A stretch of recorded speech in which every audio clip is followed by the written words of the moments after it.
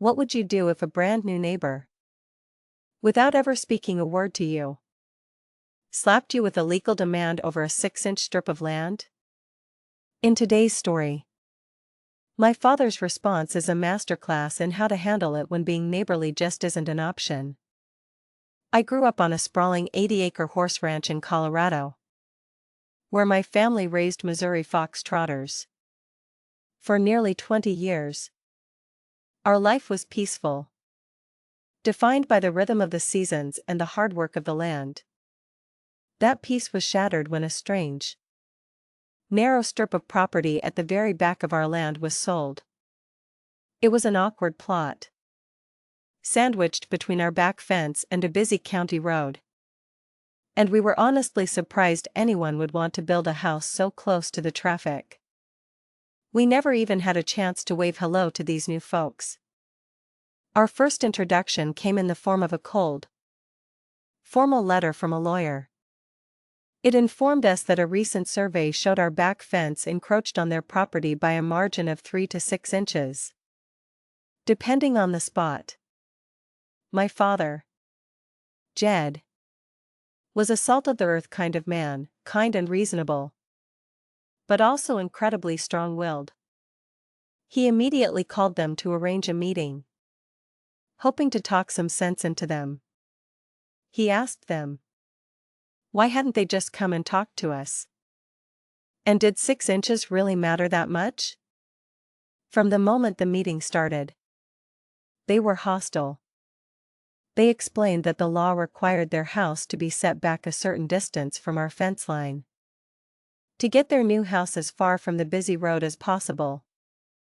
They desperately wanted those 6 inches. My father, still hoping to cultivate a good relationship, made a series of incredibly generous offers. First, he offered to sell them a 5-acre strip of our wooded backland at a super affordable price, which would give them a much better plot and plenty of space. They weren't interested, smugly stating they had all the money they needed to take us to court from selling their $1 million home in California. This reveals the neighbor's greatest fatal flaw, their arrogance, fueled by a recent cash payout and a complete disregard for rural etiquette, which ultimately sealed their fate. As one person later commented, "It's just baffling how some people choose to be difficult from the very beginning. Shitting all over a relationship with a neighbor from the get-go is just so incredibly short-sighted."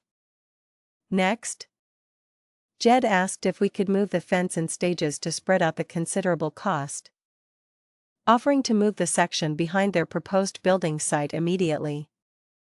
They refused. It all had to be moved at once. Finally, my dad, who was friends with the county inspectors through the volunteer fire department, offered to get everyone together to find a practical solution. Again, they refused, demanding we move the fence immediately. Seeing there was no pleasing them, my dad let them take us to court. He knew he would likely lose and used the time to save up the money for the expensive job. They sued. They won. And my teenage self was conscripted as free farm labor to tear down and rebuild our entire back fence line in 2 weeks. At a huge cost to my family. We got it done in early spring, just as our new neighbors broke ground on their shiny new house. The very next weekend after they moved in, the real fun began. My dad woke me up early and we drove the big truck into town, loading it up with fencing material and building supplies. I had no idea what we were doing, and he just kept smiling that devilish smile of his, telling me to wait and see. Cozy in their new home. Our neighbors were completely unaware that their 6-inch victory was about to cost them everything. My father wasn't just building a fence. He was crafting the perfect, inescapable revenge. We built a new pen and a small enclosure on our property, positioned directly behind the neighbor's glistening new house. The next day, A friend delivered a half-dozen pigs to their new home. Now, you may not know this, but the smell of pig excrement is directly related to what they eat. My father insisted on feeding those hogs a steady diet of table scraps and whatever else would have gone to the composter. And this, as he knew it would, made them smell bad. I mean, bad. Within a month, my eyes would start watering when I was still halfway down the property on my four-wheeler to feed them. To make matters worse, when we mucked out the pen with the bobcat, we created a massive pile right next to it. I can't even begin to imagine how overpowering the stench must have been for the people living in that house. Predictably, the neighbors freaked out. And, true to form, they went the legal route without ever trying to talk to us. This time, they lost. My dad had done his homework. The area was zoned for agriculture, and he hadn't broken a single law or regulation. The pigs were far enough from our own house and our other neighbors that the only people they bothered were the exact people he wanted to bother. Come fall, we sold the pigs for slaughter.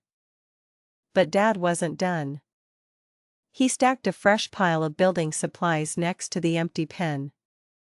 When the neighbors came out to scream at him, he just smiled his slow, steady smile and let them know we'd be expanding the profitable operation come spring.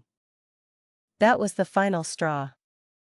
In January, when the ground was frozen solid and the new owners wouldn't be able to smell the lingering evidence of the pen, our neighbors sold their house.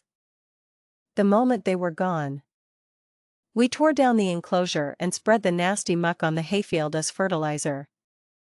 By the time spring arrived, the smell was gone forever.